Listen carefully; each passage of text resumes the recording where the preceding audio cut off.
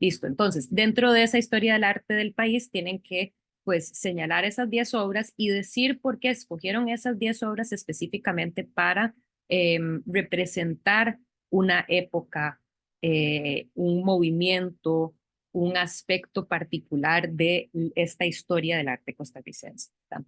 Entonces, la intención con ese trabajo final no es hacerles la vida difícil, es más bien de cierto modo hacer una posibilidad de hacer algo como más creativo, en donde ustedes seleccionan las obras, a ustedes se les anima buscar imágenes que no sean las mismas que hemos visto en clase.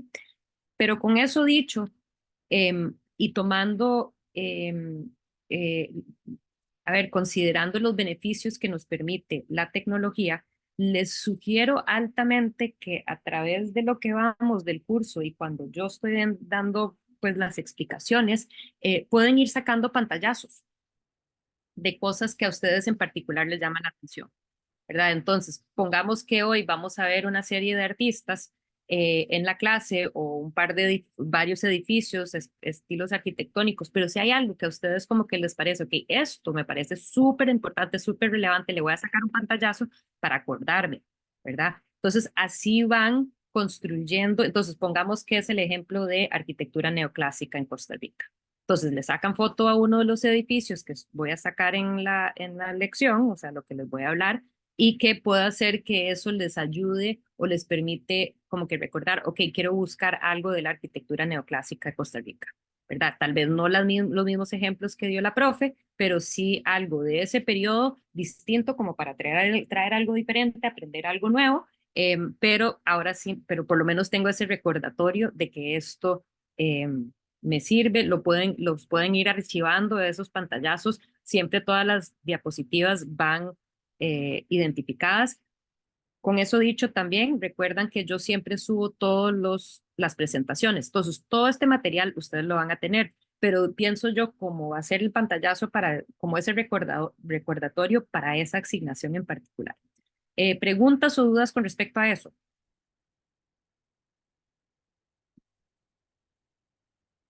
¿Comentarios? No, Está bien. Ok, especialmente entre esos que son nuevos, Matías, sos uno de los más nuevos, así que muchas gracias. Cualquier cosa me avisan y con eso dicho, ya, podemos dar inicio. Yo siempre empiezo con un breve repaso de lo que habíamos visto, muy breve, pero sí importante. Entonces, esta es la segunda clase en que yo voy a estarles compartiendo contenido. Como les digo, todos estos PDFs y las grabaciones se van a subir a la aula virtual. Em, ya hoy empezamos a abordar lo que es siglo XIX, pero con ese trasfondo de una época colonial pues relativamente pobre, ¿verdad? Fue algo que habíamos comentado y que por ende, como no había muchos recursos en Costa Rica y era una sociedad bastante sencilla, ¿verdad? Que vivía una vida un poco más, tal vez, bueno, mucho más simple que en las capitales pues del virreinato. eh, Se entiende por qué tenemos tan poco vestigio de lo colonial, porque no había plata. Y al no tener recursos para invertir, también, y poca gente que sabe construir, entonces también mucho de lo que se hizo durante la época colonial se ha desaparecido, ¿verdad? Entre lo que tenemos son, pues, principalmente la iglesia de Orosi, y dentro de la iglesia podemos ver el trabajo, que entonces en sí la arquitectura es patrimonio nuestro, pero también está todo el trabajo en madera que se da, que podemos decir que es decorativo, porque no son las obras precisamente artísticas, no son los cuadros, no son las esculturas, esos fueron traídos en la época colonial de Guatemala, de Ecuador, de Perú, de México, pero en este caso es todo lo que va tallado y policromado y que sabemos que pues las diferentes parroquias, si eran grandes, solían contar con alguien que iba a ser como este ebanista que trabajaba y que hacía los diferentes elementos necesarios para la iglesia, ¿verdad? Había que tener cierta técnica, cierta capacidad y pues a cada rato habría la necesidad de un altar o tal vez un marco o tal vez preparar una viga, ¿verdad? Entonces esa persona era concebida como un artesano, por lo que en Costa Rica no podemos decir necesariamente que tenemos una tradición histórica de arte en la época colonial. Pero ahí es donde había abordado yo la semana pasada, antepasado, hace 3 semanas, cuando hablamos de esto, cómo sí podemos encontrar, como que si valgamos un poco y vemos un poco más profundo entre los pocos vestigios de lo colonial, cómo sí podemos ver inventiva, ¿verdad? Y que en este caso, pues abordé el hecho de que estos patrones traídos de Europa, ¿verdad? Con estos tipo eh, elementos florales, ¿verdad? Y muy orgánicos, pues pueden remitirnos a también la integración del maíz dentro de la imagen. Entonces, eso es algo muy local. Se le tuvo que haber ocurrido a alguien localmente que lo está adaptando o integrando a los ejemplos de un arte decorativo europeo que hubiera visto a partir de obras en metalurgia que vimos la semana pasada, ¿verdad? O en textos, ¿verdad? Libros iluminados, libros decorados, que eso pudo haber sido la inspiración para utilizar este tipo de patrones, pero integrándole ese elemento. Entonces, inventiva, ese ser artista siempre va a haber en todo lado. Los artistas ahí están siempre, ¿verdad? Pero pues no siempre tienen la oportunidad de poder eh, sacar su arte. También habíamos comentado ya hacia finales, podríamos decir, del siglo XVIII, y esto también hubiera sido una práctica que continúa a inicios del siglo XIX, con estos pequeños altares de uso individual, mucho más, pues, algo que es íntimo, algo que es para el hogar, y por ende también algo que, em, pues, que podía ser transportable de sala a sala, no iba a ser como una gran infraestructura. Y ojo que nuevamente podemos compararnos con todos los otros centros donde una familia bien con poder adquisitivo iría a tener un altar mucho más grande o un objeto de devoción mucho más grande. Pero en nuestro caso, pues esa ese aspecto tan humilde del costarricense, que va influenciado también por el hecho de que los únicos hermanos son los hermanos franciscanos. Los monjes que llegaron a Costa Rica a catequizar desde un inicio eran franciscanos que tienen ese voto de pobreza, ¿verdad? Entonces ese aspecto tan sencillo, tan humilde, pues va a estar muy presente pues en la vida eclesiástica. Con eso dicho, eh, ya quiero entrar un poco más en lo que es, gracias, eh, perdón, en ya abordando ya el siglo XIX. Pero antes que eso, tal vez preguntarles si les ha quedado una duda, alguna consulta, algo que quisieran decir sobre esta época colonial. Denme un segundito para observar.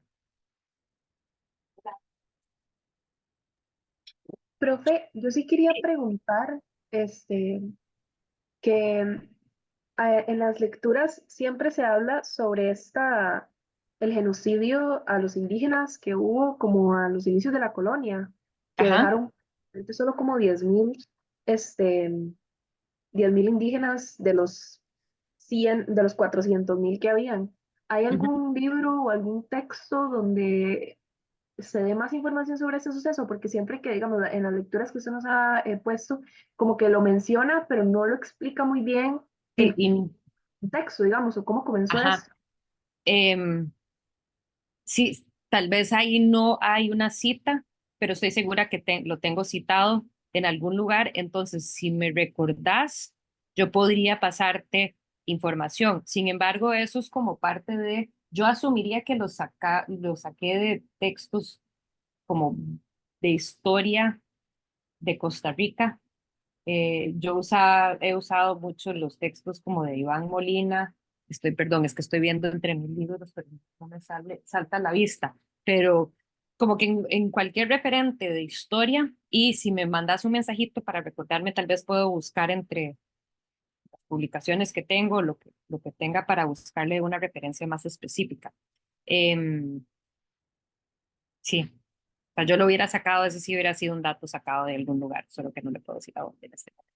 Ok, gracias, profe. Pero sí creo que, bueno, eso es un aspecto como básico de nuestro, a mí, o sea, en la escuela, y yo no sé si es lo mismo que les pasó a ustedes, a uno le explicaban que era que mataron a todos y los únicos que quedaron huyeron a las montañas y que eran unos pocos que fueron a la montaña y todos los demás murieron, ¿verdad? En ese genocidio, pero hay que tener presente también que no es solo, o sea, es un genocidio también que sucedió tipo las enfermedades, ¿verdad? Entonces, sabemos, por ejemplo, no sé si en Costa Rica específicamente, pero que llegan las plagas europeas y empiezan a matar a diferentes regiones latinoaméricas mucho antes que llegaran los españoles. Entonces, como se transmitía por medio de animales, entonces esas plagas pues, que decimaron las poblaciones originarias y se dieron por medio de los animales, mucho de eso. Entonces, es, por un lado, el genocidio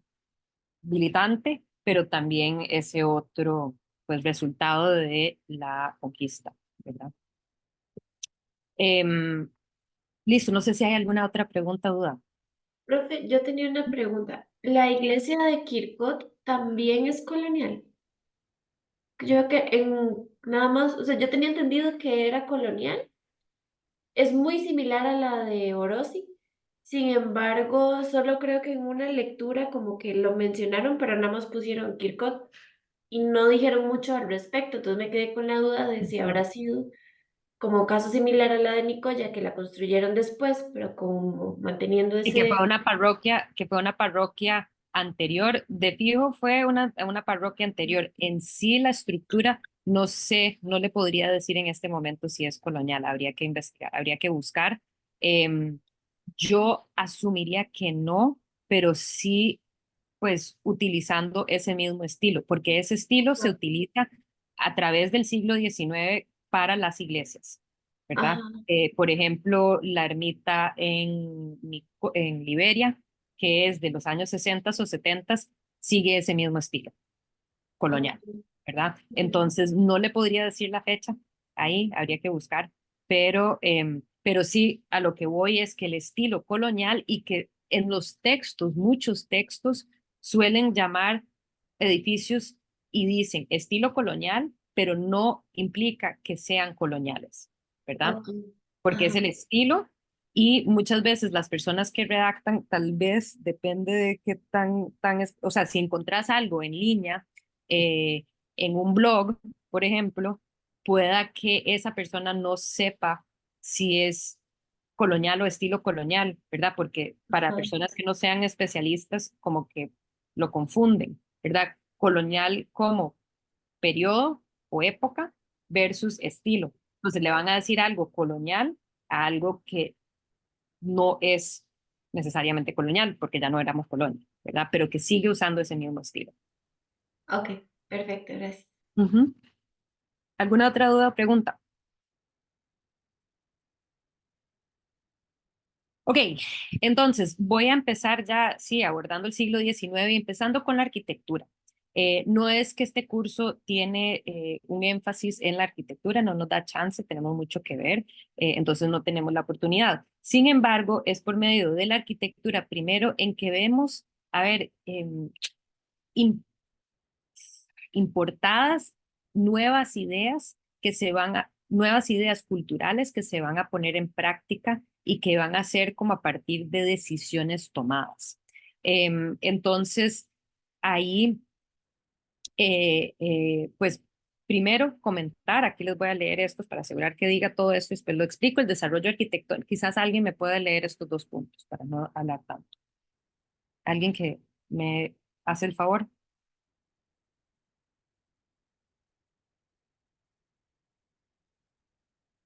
Yo puedo leerlo, profe. Gracias, Pablo. Estaba a punto de llamarte y decirte, Pablo, ayúdame. Gracias. Dice, el desarrollo arquitectónico del país progresaba lentamente debido principalmente a la falta de mano de obra calificada, por lo general hasta que los edificios públicos se seguían construyendo de forma humilde con la construcción vernácula. La arquitectura seguía un estilo colonial hasta mediados de siglo, con un incipiente estilo neoclásico auspiciado en general por la nueva élite cafetalera que intentaba emular lo europeo, particularmente lo francés. Muchas gracias. Entonces, hay un par de cosas que es importante señalar. Si los que están pagando y tienen este interés por lo europeo, ¿verdad? Que quieren que eso nos represente. ¿Y por qué es que escogen lo francés? Pues porque al ser estados nuevamente, y bueno, ya no tan nuevamente, tal vez unas décadas después, pero independientes de España, rechazan lo español, ¿verdad? Y van a querer más bien el estilo francés, que va a ser esto neoclásico, que es como el ejemplo que estamos viendo acá. Esto es en Estados Unidos, pero que es importante señalar. Este es un perfecto ejemplo de la arquitectura neoclásica que vino a representar también estos ideales republicanos, estos ideales pues, que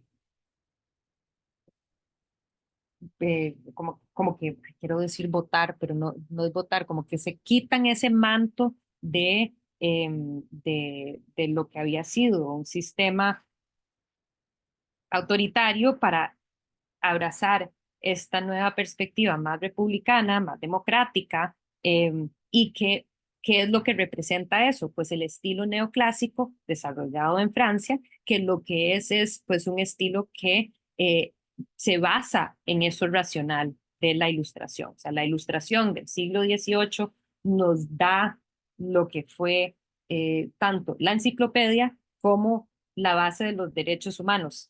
Un recorrido que se puede hacer mucho antes de eso, tal vez, pero la ilustración nos permite considerar eso.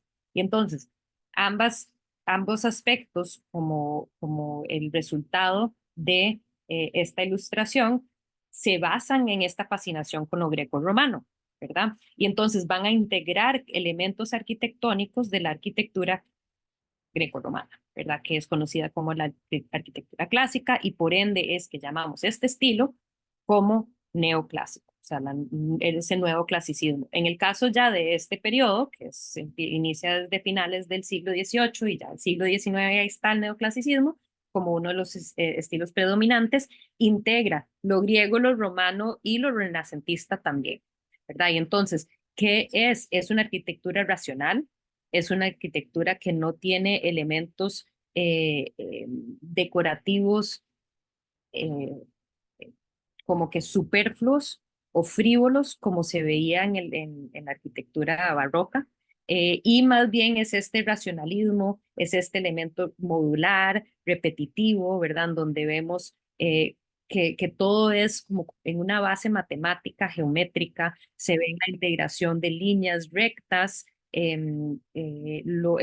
todos los elementos son como pues bastante cuadrados o se integra el círculo, ¿verdad? Pero no son todas estas curvas, pues muy elegantes, pero que fueron parte del estilo barroco, el estilo anterior al neoclásico, ¿verdad? Entonces, esta racionalidad de pensamiento se va a ver reflejado en la arquitectura medieval. Entonces, ¿qué sucede en Costa Rica?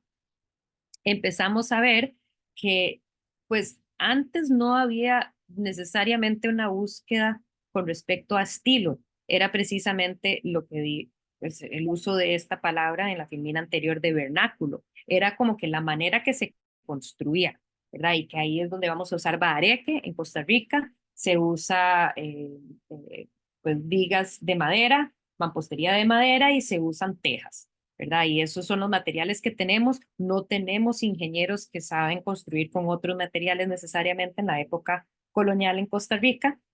Hay esa falta de mano de obra calificada para construir grandes edificaciones. ¿Y qué sucede? Bueno, ya el siglo XIX tenemos un poco más de recursos, tenemos a estos oligarcas cafetaleros, pero y pues aún se podría decir como que al puro inicio de todo esto hay este interés en reflejar esas intenciones, pues, de querer emular lo europeo. Entonces, aquí este es un interesante ejemplo en donde vemos un edificio que es al puro final construido al puro final de la época colonial, ¿verdad? Las últimas décadas, que fue el cuartel principal Y en sí, todo el edificio, pues obviamente ya no existe, pero se construye con una arquitectura vernácula, pero lo interesante es precisamente esta parte del centro, que va a tener casi como si fuera un arco triunfal. O sea, para los que conocen pues la arquitectura o arte romana, la importancia de este arco como indicio de que has llegado a un lugar importante, ¿verdad? Y como algo que vaya a destacar este edificio. Entonces, vemos un primer indicio de hacia dónde irían las cosas. Es muy sencillo, es muy simple, solo esta parte pequeña aquí al puro frente del cuartel en sí, pero notamos que es fachada, ¿verdad? O sea, es un elemento decorativo. Es algo añadido para darle esa, pues, ese elemento y destacarlo como, como un edificio importante. Porque hay que tener presente que San José todavía, y esta es una foto de 1885, me devuelvo un toque nada más para que puedan ver que esto estamos hablando de inicios del siglo XIX, o sea, el 1801 todavía es Colonia en este momento, ¿verdad? Tiene ese estilo de arquitectura en sí vernácula con este único elemento añadido. Pero todavía hacia finales del siglo XIX, esta es la San José del siglo XIX, ¿verdad? Entonces son pocos los edificios que que se van a destacar en el espacio urbano. En general, todavía todo es un telar pues de arquitectura vernácula en donde las casas más de las familias de élite van a ser estas, por ejemplo, que estamos viendo acá, que tienen pues estas paredes gruesas, grandes, ya casas grandes de gente con poder adquisitivo que no están viviendo en un rancho, ¿verdad? Déjame ver, se ve como si fuera sobrepuesto. Sí, para el comentario anterior, muchas de las fachadas vamos a ver que son como algo que le añadieron enfrente, como un enchapado casi, para darle look al edificio, ¿verdad? Entonces, bueno, este es el San José de siglo XIX. Por lo que podemos entender por qué un edificio como este que están viendo acá, que ya no existe, que es donde actualmente está el Ministerio de Hacienda, anteriormente el edificio Banco Anglo, construido como para el Banco Anglo, en ese sitio es donde estaba la Universidad Santo Tomás y esto se ubica diagonal al Teatro Nacional. Entonces es como justo enfrente del Gran Hotel Costa Rica, ¿verdad? Al otro lado del Gran Hotel, ahí está el Teatro Nacional, ninguno de los cuales existían en el momento que construyen este edificio. Este es el edificio de la primera y pronto, bueno, 4 décadas después cerrada Universidad de Costa Rica. Entonces, esta es la Universidad de Santo Tomás, ubicada, como les decía, en ese corazón o centro de San José, que contiene este estilo neoclásico. Tenemos los arcos, tenemos las pilastras, tenemos el frontón, ¿verdad? Estas ventanas que son muy equidistantes entre ellas, ¿verdad? Entonces todo es muy racional. Y si tenés una ciudad que se ve así y de repente tenés este tipo de edificio, pues puedes entender qué tan importante fue este tipo de innovación. Aquí pueden ver, les traje más fotos del edificio.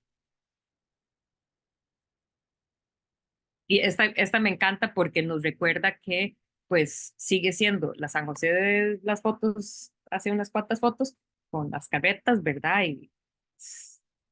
Pero con estas fachadas, unos cuantos de estos edificios, ¿verdad? No podemos decir que habían este montón. Y definitivamente la universidad es una de las primeras.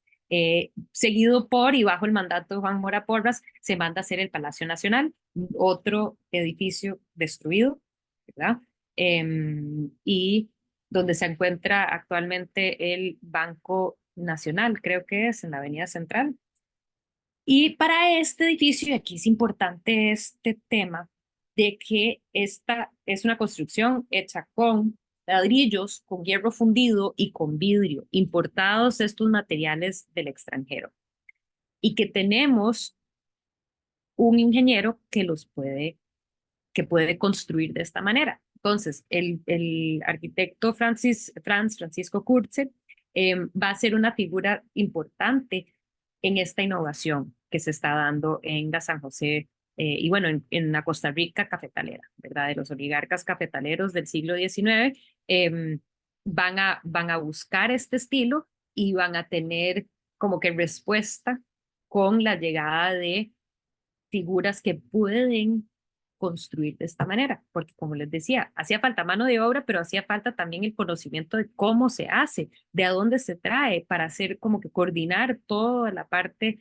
logística de construir un edificio así. Sí, Melanie. Profe, ¿por qué se destruyó este edificio?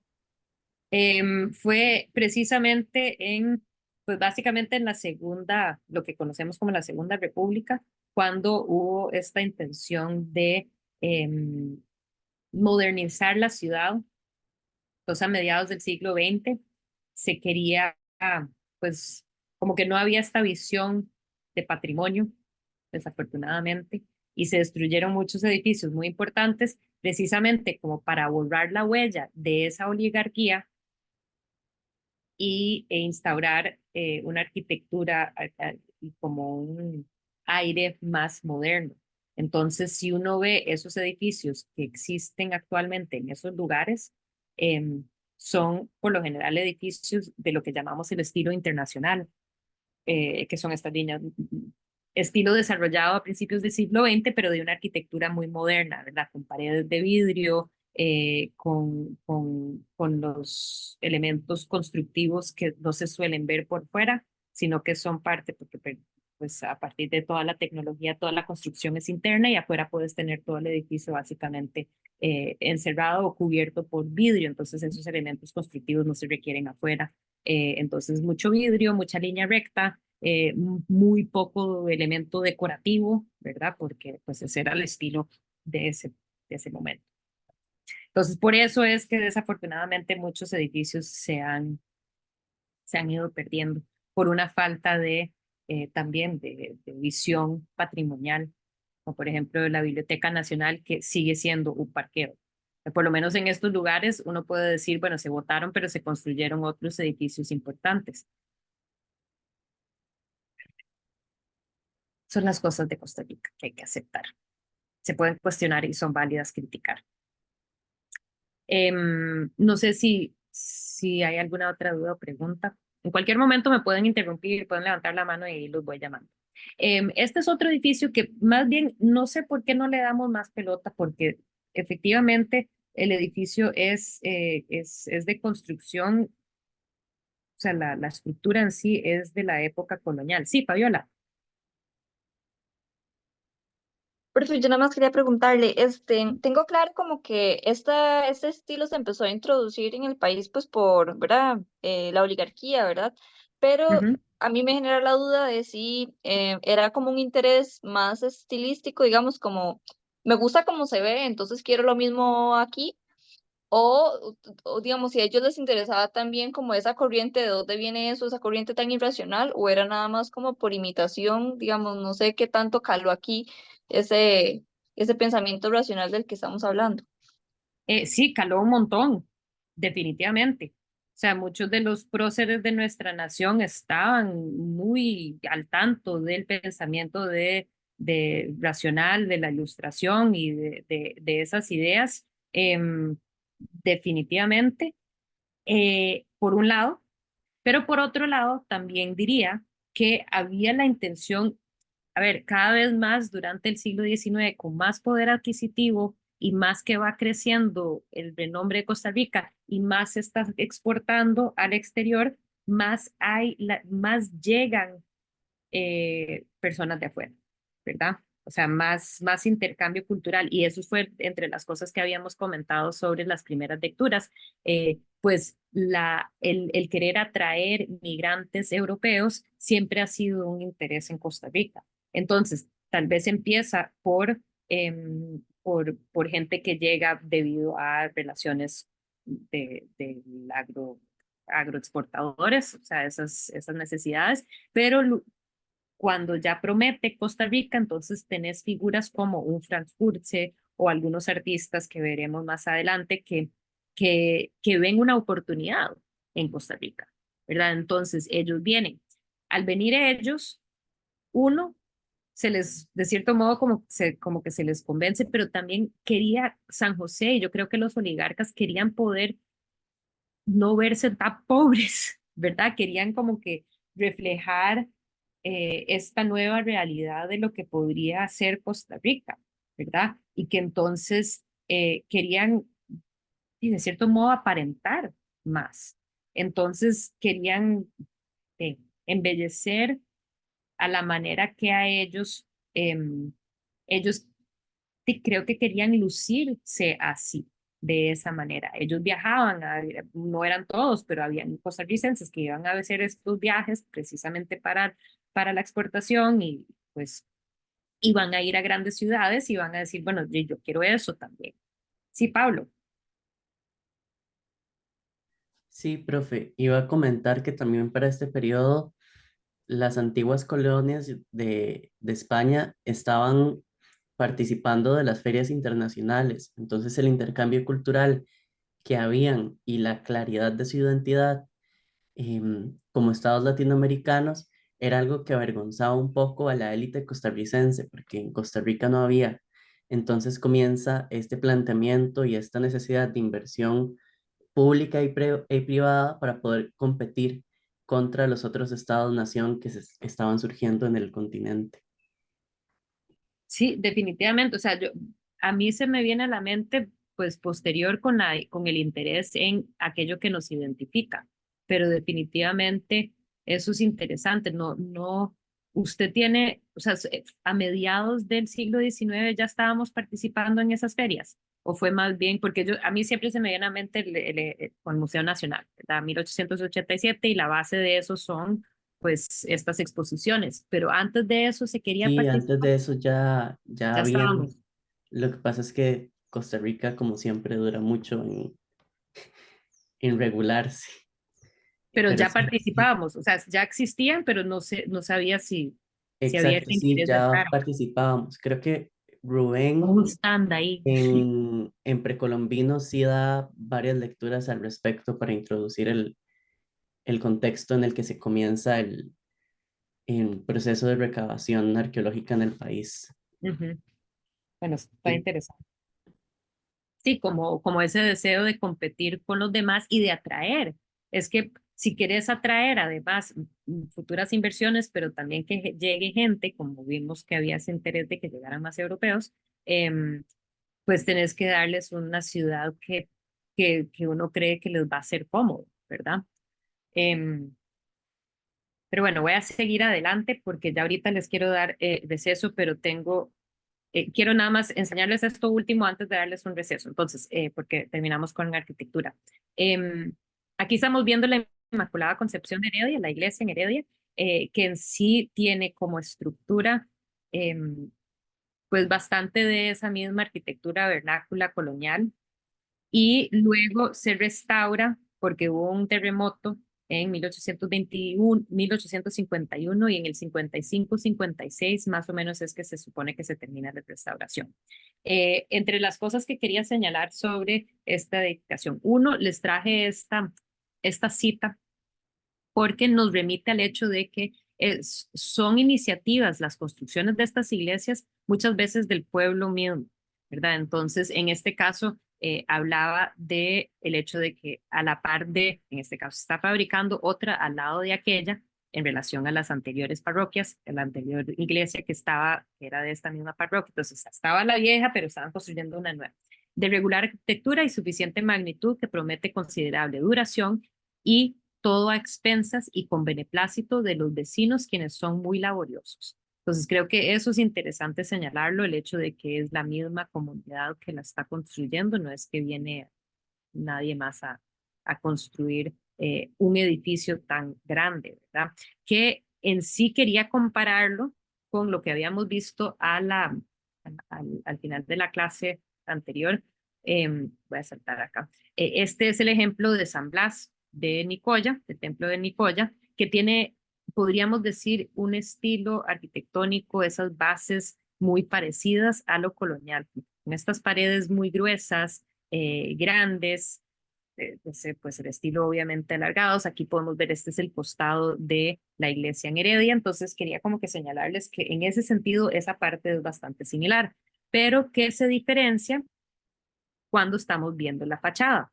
Esta es igual Nicoya, entonces quería como enseñar sí, Heredia, Nicoya, ¿verdad? Un estilo que es bastante colonial, pero que vemos ese gran cambio cuando comparamos las fachadas. Esta es la fachada de Nicoya, que podemos ver que es como nuestro intento, el mayor intento que hubo en Costa Rica de tener una fachada barroca, ¿verdad? Barroca en el sentido de tener todos estos elementos decorativos integrados, ¿verdad? Y estas líneas curvas arriba y estos elementos integrados decorativos.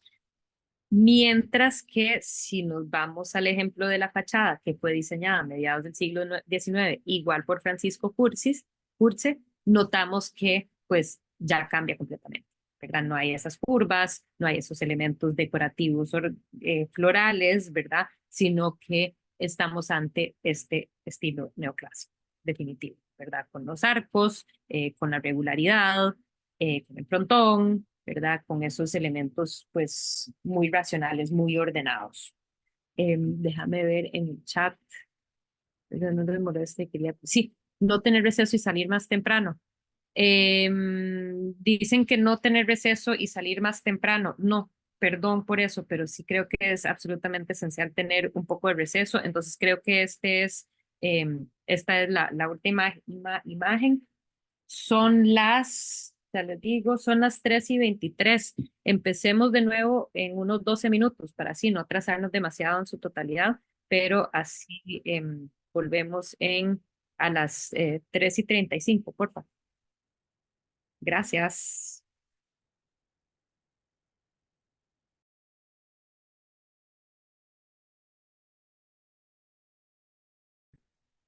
Listo, entonces abordamos anteriormente lo de arquitectura y ahora quisiera empezar a abordar lo que es el arte del siglo XIX. Vamos a ver hoy y la semana entrante más de lo que se estaba dando ya en lo que podríamos llamar las artes plásticas del país, pintura, escultura.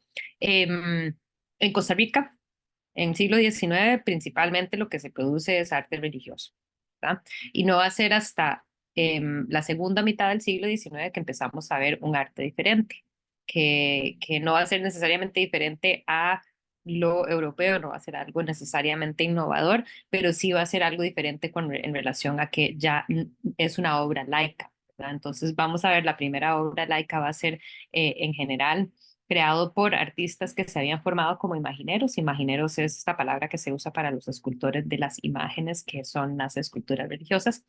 Em, y pues muchos de estos artistas no van a dejar necesariamente de crear su obra religiosa, pero van a complementar con obra laica. Y también tenemos en el caso, entonces eso es para la escultura, como, digamos, de dónde se desarrolla la escultura en Costa Rica, pues desde esas raíces. Y en relación a la pintura, pues básicamente no había una tradición anterior, por lo que verdaderamente lo que es la pintura inicia en Costa Rica con artistas extranjeros que llegan a Costa Rica y que se instalan acá. Entonces empezamos con la escultura de un artista que es netamente o plenamente un imaginero, ¿verdad? Él es de San Ramón, Manuel Rodríguez Cruz, conocido como Lico Rodríguez, y verdaderamente sabemos muy poco de él, así como muy poco se sabe de otros artistas, imagineros, escultores, gente que estaba trabajando en el siglo XIX. No sabemos exactamente dónde se forma o cómo se forma él, pero se asume que tuvo que haber ido a Guatemala a estudiar. Eso es lo que en general se asume de la mayoría de los imagineros en Costa Rica. Él inicia en San Ramón, pero en 1870 va y establece su taller en San José, en La Merced, justo alrededor de la iglesia de La Merced, y se reconoce en ese momento como uno de los imagineros más reconocidos por lo que los encargos más importantes le van a llegar a él, ¿verdad? Entonces, pues quería primero empezar viendo un objeto temprano, no tenemos la fecha de la mayoría de estos objetos, pero tener presente que tenemos estos imagineros, vamos a ver la obra grande que ellos crean, pero también tener presente que hacían esculturas pequeñas, entonces tenemos este nacimiento, o podríamos decir que pasito de Lico Rodríguez, que nos permite entender que había un público que requería estos objetos, ¿verdad? Pero están los objetos policromados, que es importante señalar, ¿verdad? Que estos son objetos hechos en madera y pintados con estos elementos decorativos que, pues, provienen definitivamente de la influencia externa. O sea, esto no refleja lo que necesariamente andaba puesto el costarricense, sino que pues basado en lo que era la tradición de las figuras policromadas, que hay toda una tradición que surge desde España y que es muy importante durante toda la colonia y que, bueno, él va a integrar o adaptar eso a los usos que se requieren acá. Pero en general, él es conocido por hacer estas grandes estatuas o grandes figuras que eran pues podríamos, de cierto modo es difícil deshablar de estos objetos como arte en sí, en el sentido que pues tienen un uso tan importante en la vida religiosa de los costarricenses, ¿verdad? Entonces eran estos objetos que tenían esta gran necesidad para pues cumplir con esa función. Y que pues aquí las esculturas obviamente son manipulables para que se puedan vestir y cambiarle la vestimenta, ¿verdad? Entonces, muchas veces existía la cofradía, hasta la fecha existen cofradías que son las personas que como que cuidan a estos santos y que pues cada cuánto le van a cambiar la vestimenta. Eh, Aquí pueden darse una idea de cómo es que funcionan muchas de estas esculturas, en donde lo que se ve es esculpido, tallado, no esculpido, tallado, o sea, hecho en madera, pintada, van a ser principalmente las manos y la cara, la cabeza, ¿verdad? Entonces pueden ver en este ejemplo de este armazón que se le da. ¿Por qué? Porque también no queremos que pese mucho, porque esto hay que llevarlo en las procesiones, estos objetos, ¿verdad? Entonces, podríamos decir que son particular, pues que son huecas por dentro, básicamente, y aquí se puede ver, pues, de dónde podríamos decir que surge ese armazón, de dónde surge, pues, el busto de la figura en este caso. Em, Son tremendamente expresivas las obras de Lico Rodríguez y creo que él pues logra esta fama en Costa Rica debido a esa capacidad que posiblemente antes nunca se había visto en un imaginero local, ¿verdad? Entonces, esta imagen, pues uno se pueden dar una idea de cómo estas figuras por debajo son de madera, cómo son como maniquís que se pueden manipular, ¿verdad? Que tienen estas bisagras y que tienen movimiento que les permite poderlas vestir de diferentes maneras. Y no solo vestirlas, sino que en ciertos casos hasta que puedan posar un poco diferente. Entonces, así se ven sin la vestimenta. Pues esta foto me encanta porque, pues en particular, se ven como mucho más humildes sin todo el vestido encima. Una de los encargos más importantes es el Cristo yacente que queda en la catedral en San José, la catedral metropolitana. Entonces, pues es una obra que es, en este caso, tremendamente y vuelvo a usar la misma palabra, expresiva, genera una emoción, genera sensaciones en el público. Ya no es solo este objeto utilitario para las procesiones, sino que también pues está ahí, en este caso se saca todo pues, el Santo Sepulcro en su totalidad, em, aunque también pues a veces se ha sacado solo la figura del Cristo, pero lo importante es esa capacidad que ya se está desarrollando en los artistas locales. Las personas que están haciendo estos objetos ya como que pasan de ser simples artesanos y le vienen a integrar muchísimo más sentimiento a los objetos. Esto es una que también me parece como muy, muy, muy lindo este pues, niño Jesús. Y aquí se pueden dar una idea de lo qué tan intensas que puedan ser sus obras, sus imágenes, y cómo pueden ser polifacéticas o de múltiples usos, ¿verdad? Que aquí pues lo estamos viendo desnudo y que se podría sacar de esta manera, pero que también, a como vemos con los brazos, puede ser una figura que se pueda vestir, ¿verdad? Entonces, este uso que se le puede dar a la figura que él está trabajando, que él está tallando y que definitivamente hay esta búsqueda de generar en el público esa empatía, esa compasión ante la figura que está ahí representada, em, con todos los elementos de sangre, de carne, la piel y demás. Em, y esta es la última que les voy a enseñar del Ico porque me parece nuevamente como muy, muy poético, ¿verdad? En esa capacidad expresiva, eh, lo siento como un poeta visual, ¿verdad? En esta imagen de San Francisco de Asís, que obviamente pues los franciscanos y San Francisco siempre ha jugado un papel muy importante en el pensamiento costarricense. Y pues esta es una imagen bastante evocativa. Em, Sigo con Juan Mora González, que como les había comentado anteriormente, él había sido, bueno, él había sido imaginero, hacía igual estas imágenes de santos que iban a diferentes iglesias, pero también pues él era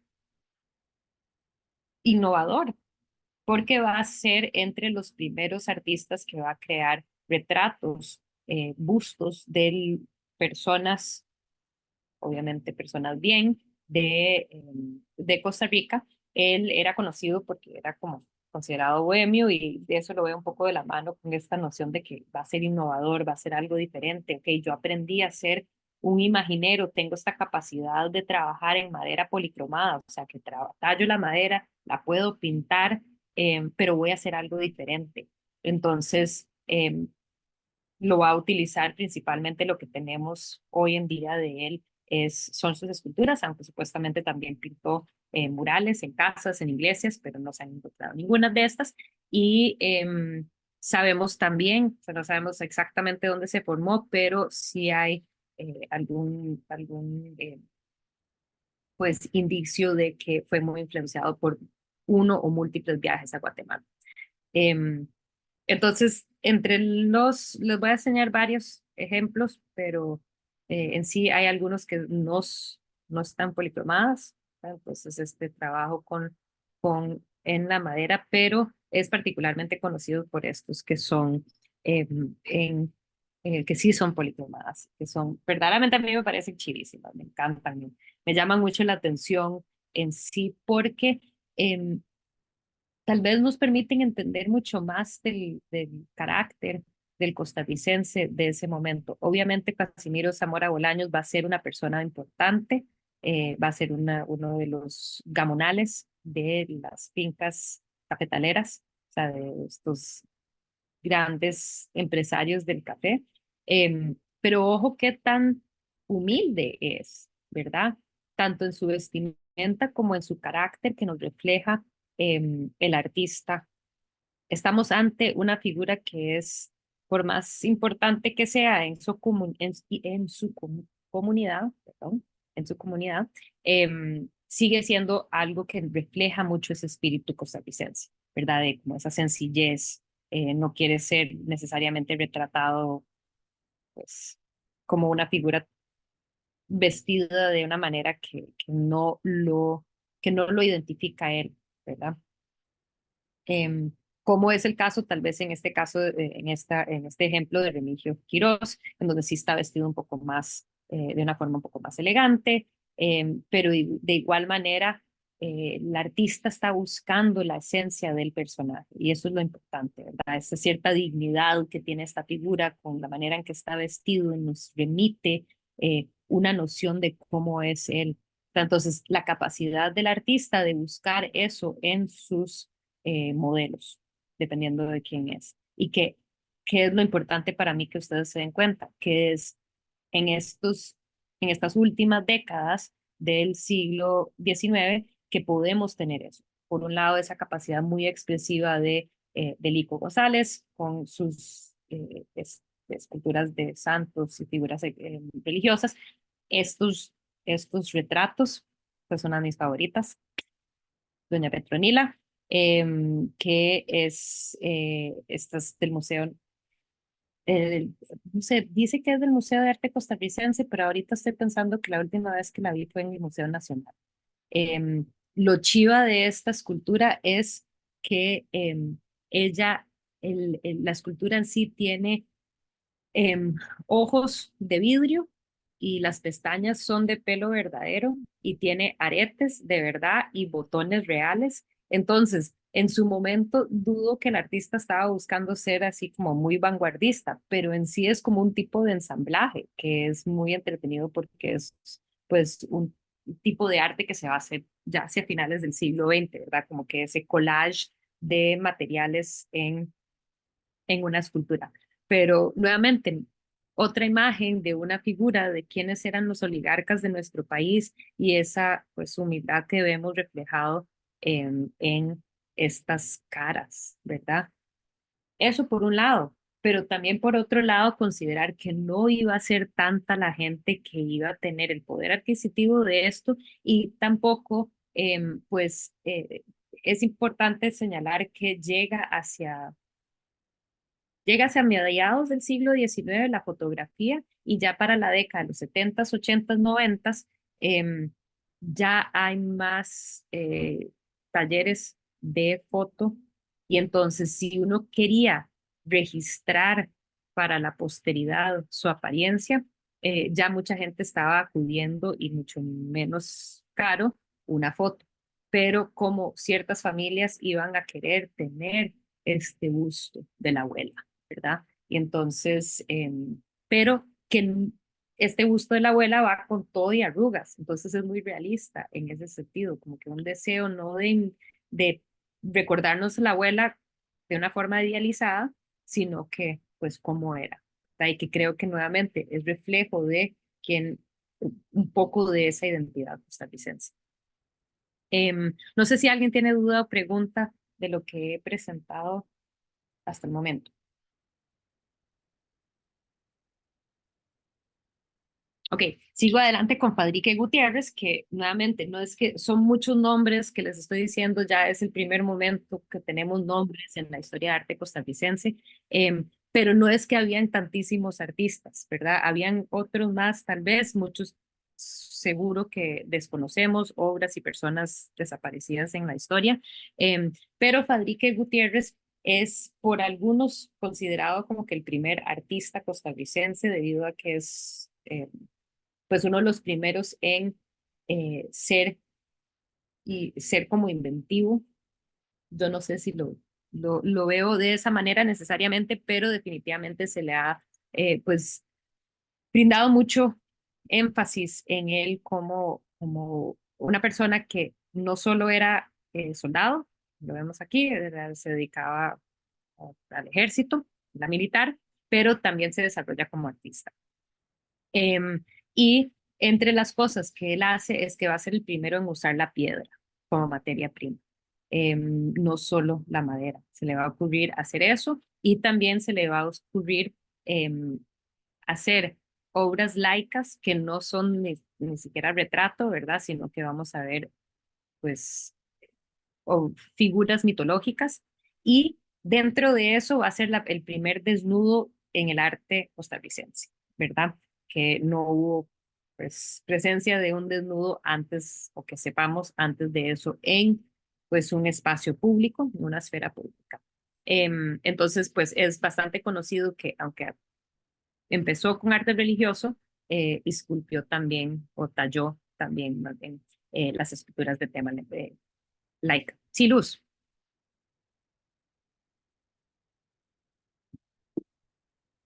No te estoy escuchando si me estás hablando. ¿Me escucha, profe? Sí, ahora sí. Gracias. Es que, digamos, el término imaginería para mí es nuevo, digamos. Uh-huh. Imaginería también se refiere a los escultores, ¿verdad? A lo que voy entendiendo, ¿verdad? El escultor es un imaginero. Ajá. Y la imaginería es la práctica de tallar figuras religiosas. Figura religiosa, sí. Religiosas. Entonces, digamos, este artista que usted está hablando recientemente, está viendo que es el primer artista que se considera el primer artista costarricense. Digamos, ¿cuál es la diferencia entre este y los otros? Me imagino, no sé si será Tal vez que a que ya algunos les empieza. gusta pensar en él Ajá, como el primer artista por esos quiebres tan importantes. Él a la par de un Juan Mora González también, ¿verdad? Como también, o sea, él va a quebrar con una tradición artesanal, podemos ajá, decir que tal vez es más como que esas prácticas, y que es muy funcional el arte religioso, ¿verdad? ajá, Y que en ajá, este caso estamos ante alguien que va a como que quebrar la norma. Entonces, por eso es que nos emociona tanto Faderique Gutiérrez, ¿verdad? ah, ya, Porque ya, quiebra mucho con esa norma. Y entonces por eso es que nos gusta decir que está entre los primeros artistas del país por ese quiebre y esa inventiva, ¿verdad? ajá. Está bien, muchas gracias, profe. Ajá.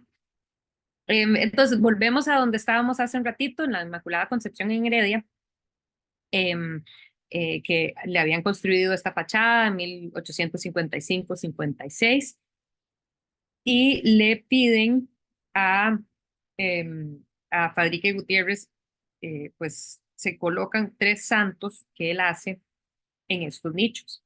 Ahora, ¿qué es lo emocionante de eso? Pues como él está tallando en piedra, entonces es un material que puede estar expuesto.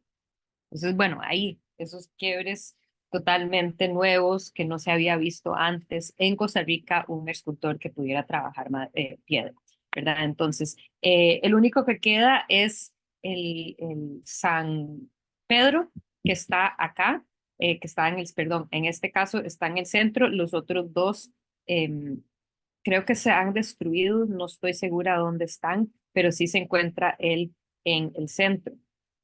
Y pues aquí pueden ver pues un estilo bastante eh, como tosco, podríamos decir.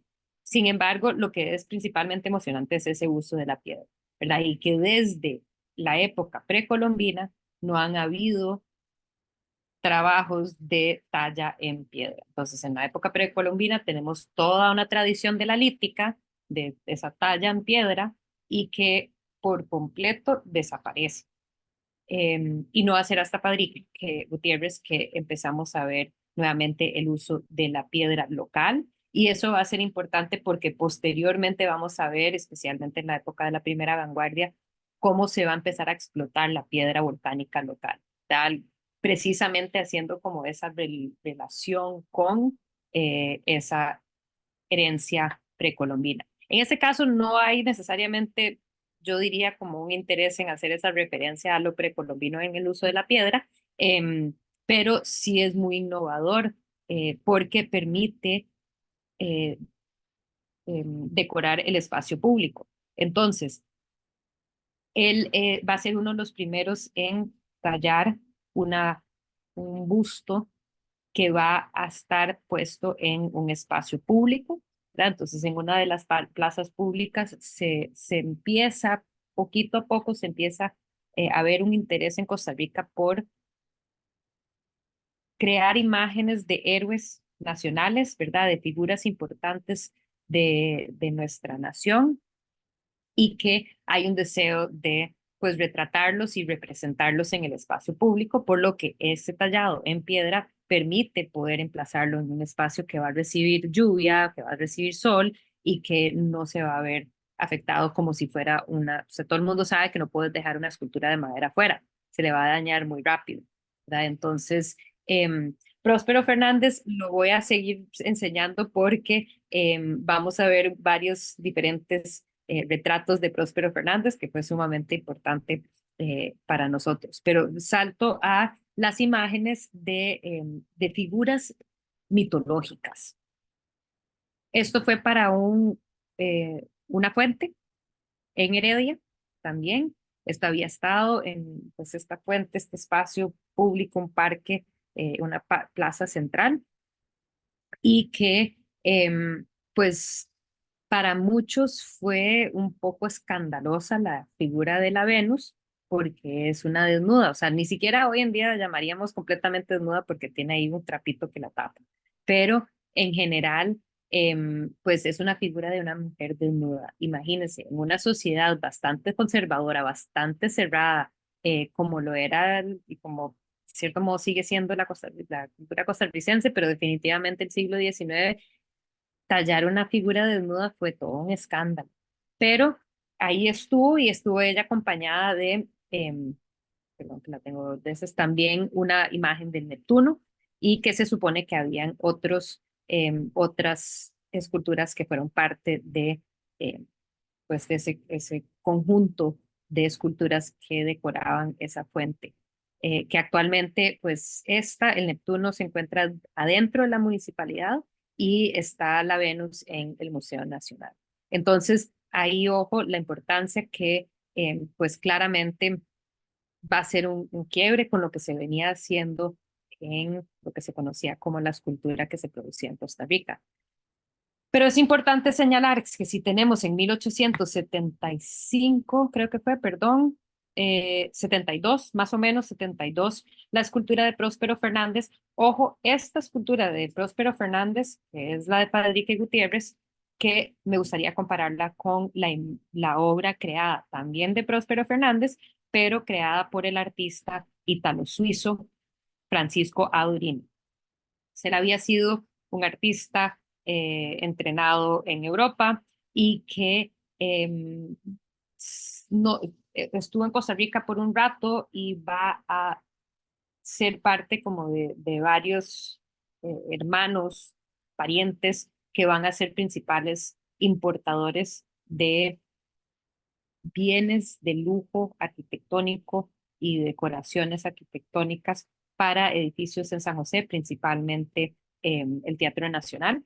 Pero bueno, lo importante es señalar la diferencia en estilo, la diferencia en material, ¿verdad? Entonces, rápidamente, los oligarcas de nuestro país van a preferir este estilo y eso lo vamos a volver a ver la semana entrante, cómo nos va a gustar más un estilo más pulido, europeo, más acabado, más académico, que lo que habíamos visto justo ahora con Fadrique Gutiérrez, que es un poco más, se podría utilizar la palabra, aunque es peyorativa, diría yo, como más primitivo o más naif, como lo era, perdón, debería tenerlos juntos, pero esta escultura de Fadrique Gutiérrez y esta escultura de Francisco Urini, ¿verdad? Entonces,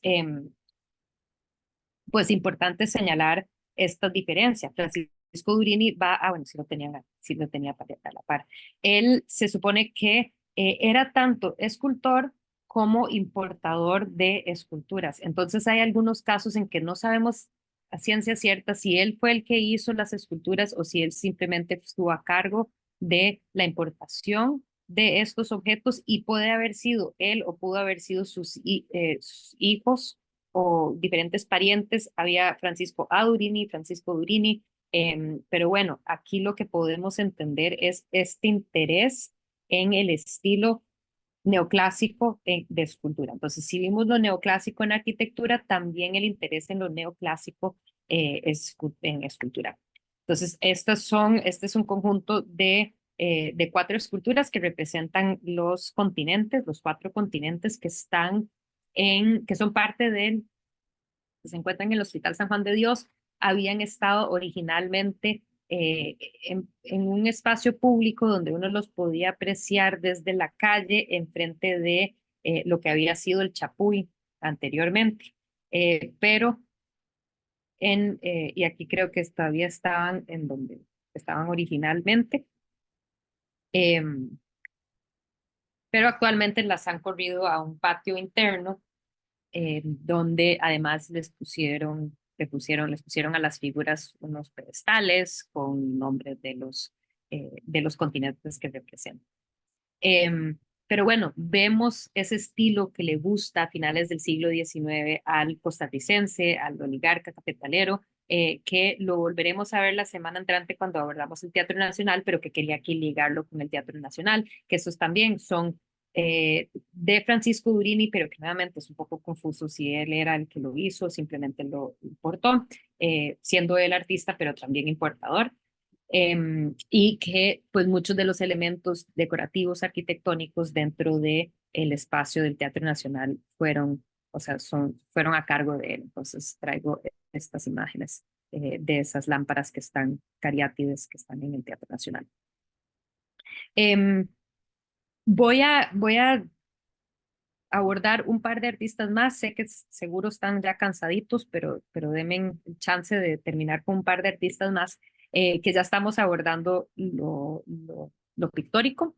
Entonces, entre las primeras figuras principales tenemos a Henry Etheridge y tenemos a Aquiles Bigot, dos figuras que fueron esenciales. Uno, porque llegan a Costa Rica y tienen la posibilidad de hacer arte en el país y de tener mecenas artísticos, o sea, gente que lo está contratando para pintar principalmente sus retratos, eh, pero que también van a brindar clases de arte y eso va a ser súper importante. Entonces, entre ellos está Henry Etheridge, que sabemos no sabemos si fue inglés o si fue alemán, porque de él se sabe que estudió en la Academia Real en Inglaterra, donde se dice que también fue profesor, pero a veces siento que por lo mismo que me preguntaron anteriormente, ¿a dónde hay fuentes de eso? Se dice que fue profesor, pero no sé si sea cierto. Llega a Costa Rica en 1848 con un grupo de alemanes en búsqueda de una vida mejor. Entonces, muchos de los europeos estaban como que con esta ilusión de venir al nuevo mundo, ahora que estaba más abierto y que les estábamos dando esa bienvenida a que llegaran, y entonces él estuvo entre ese grupo de alemanes. Y de él sabemos definitivamente que estaba dando clases de dibujo en el Instituto Nacional entre 1881 y 1888 y que ahí aplicaba una forma, una enseñanza bastante rigurosa, académica. De lo académico, pues sabemos que él está usando estas láminas y libros con reproducciones para que hagan copias sus estudiantes y sabemos que fue el instructor de dibujo de dos de los futuros artistas, los que veremos la semana entrante, de finales del siglo XIX, dos de los más importantes artistas ya nacionales costarricenses. Entonces, principalmente es un escultor, perdón, es un retratista. Entonces, aquí vuelvo a enseñarles a Próspero Fernández y el retrato que le hace Henry Etheridge a Próspero Fernández. Él trabaja principalmente en pastel y lo que es importante señalar también es el estilo que él va a importar para lo que son los retratos oficiales, ¿verdad? Con un fondo sombrío que no tiene necesariamente mucho elemento ahí que distraiga, un énfasis en la cara, no particular interés no interés, pero como que no está abordando tanto lo que es el carácter o el espíritu de la persona, es más un interés en un retrato que además de cierto modo idealiza la figura, ¿verdad? Entonces en ese sentido es bastante conservador, es bastante académico, pero eso era lo que se quería en ese momento en Costa Rica. Entonces tenemos varios retratos de Henry Etheridge. Estos me gustan porque vemos a Justo Quirós y manda hacer también un retrato de su esposa,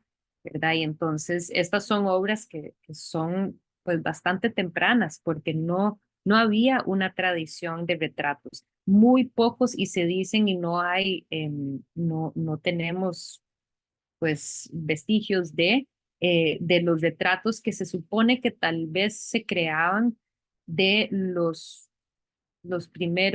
las primeras grandes figuras y tal vez aún en la colonia, de figuras que salían del país y que podían tener acceso a un retratista fuera de Costa Rica y que se mandaban a hacer o que se hacían unos retratos cuando viajaban fuera del país, cuando iban a Europa, por ejemplo, y entonces se podían hacer, pero no había una tradición de eso hasta este periodo de pues las últimas décadas la segunda mitad del siglo XIX, cuando llegan estos artistas extranjeros.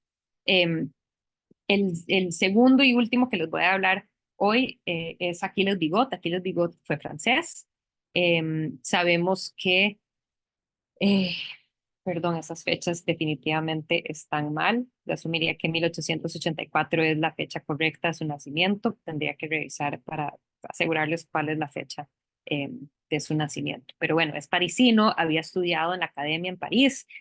Sabemos que exhibió en los salones de París en 1800, entre 1842 y 48. Para los estudiantes de historia del arte, esos años fueron años muy importantes, por ejemplo, para Courbet, en que él va a quebrar con las normas académicas, pero es como que en ese mismo contexto donde Courbet va a estar exhibiendo arte, y bueno, vamos a tener un artista como Achilles Bigot, que no hubiera sido probablemente una figura particularmente importante, por ende el interés en venir a Latinoamérica a tal vez lograr renombre, o por lo menos tener una vida más distinguida como lo fue acá en Costa Rica, porque a él lo iban a buscar, era un referente europeo importante, lo buscaban para, pues, no solo retratos, sino para, pues, como asesoría cultural. Entonces llega a Costa Rica en el 62, se convierte en el principal retratista por mucho tiempo, y en el 72 es que le piden hacer una serie de retratos de exmandatarios para la Asamblea Legislativa. O sea, actualmente está en la Asamblea Legislativa. Entonces, estos son los retratos que él pinta de los próceres de nuestra nación.